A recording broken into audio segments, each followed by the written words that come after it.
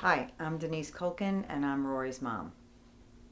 To anyone who thinks that they want to try vaping or they want to continue vaping, I would just simply say it's not worth it.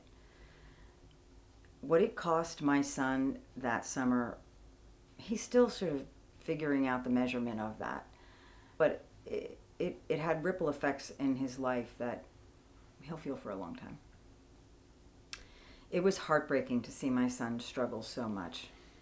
He's a great kid, but he's a kid, and he sometimes makes decisions that are not wise. He sometimes takes risks that I wouldn't take as an adult, and you never want the worst thing to happen for your children. And when he got this sick, that was awful. Like, why did my kid make these choices? What did I contribute to his decision-making process that led him to this place? It was a very, very hard time.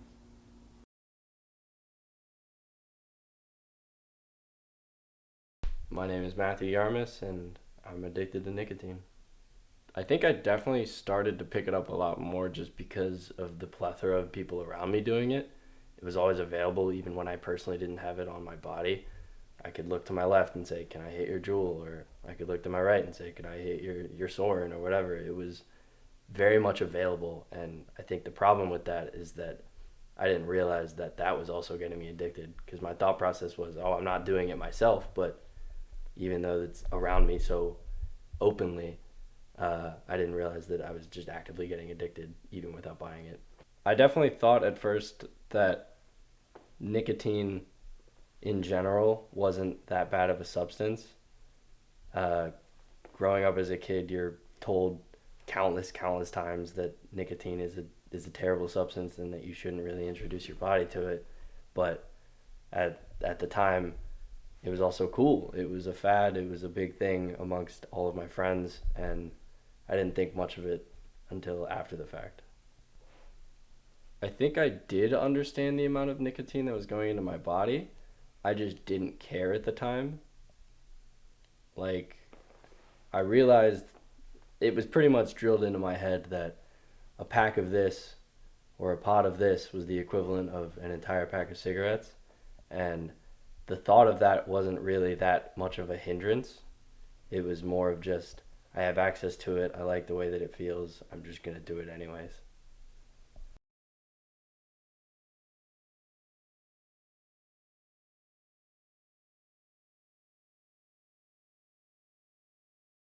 Hi, my name is Rory Culkin, and I'm a construction worker.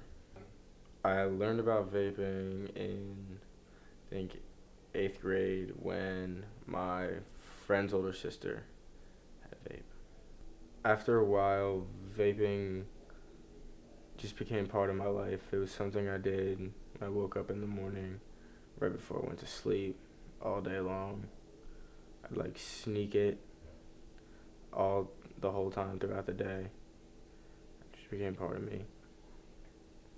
Vaping made me feel sick um, throughout the day. Sometimes if I did too much, it'd give me a headache.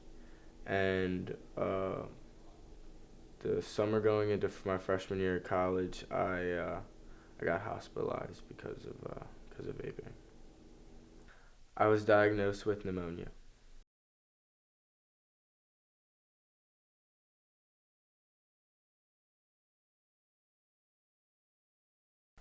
My experience in the hospital was horrible. I was in the hospital for 7 days and I was on oxygen for 6 days. I didn't eat food for 10 days. I lost 30 pounds. I didn't have the muscle or strength to walk. I had to,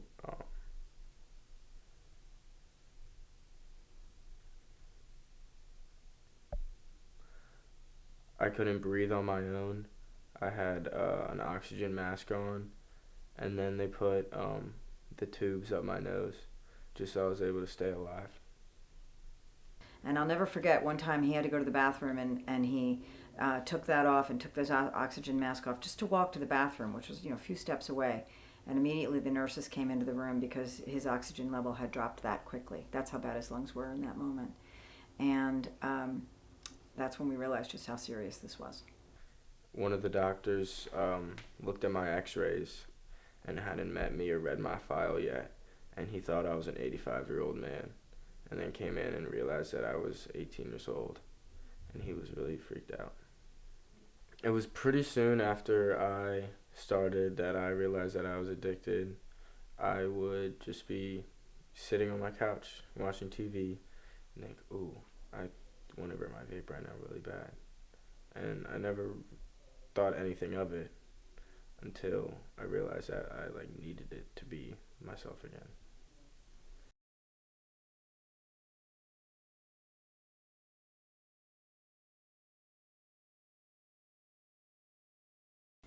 What I would say to the vape manufacturers if I had a chance, quite honestly, is shame on you. I understand they're a business and they have a right to come out with products that they can sell to make money. That's what businesses do.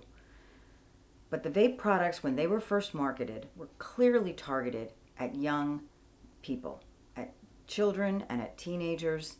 They were designed to be almost invisible to the unknowing eye, where it would look like a USB B charger, so that you could stick it in your pocket and it would look like all your other school supplies, so that you could use one without any trail of smoke, that it was flavored like bubble gum and chocolate and other things that would be enticing to kids. Come on, shame on you.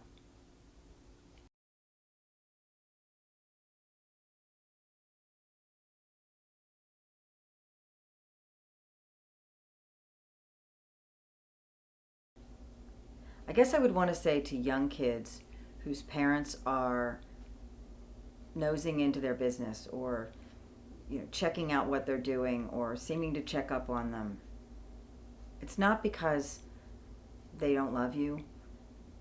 It's because they do love you. And sometimes when you're a kid and you make risky choices and you do things that really could have serious and life altering consequences, if not even life threatening consequences, not trusting you and not trusting you at your word can be the biggest act of love that a parent can show. There's a lot of, trust is love. If you love me, you'd trust me. Yeah, well, that may be true in an adult relationship, but in a parent-child relationship, sometimes going with your parental gut, where you just say, something is not right here, or I am not believing this story, and getting to the bottom of it for the safety of your child, that's the right thing to do.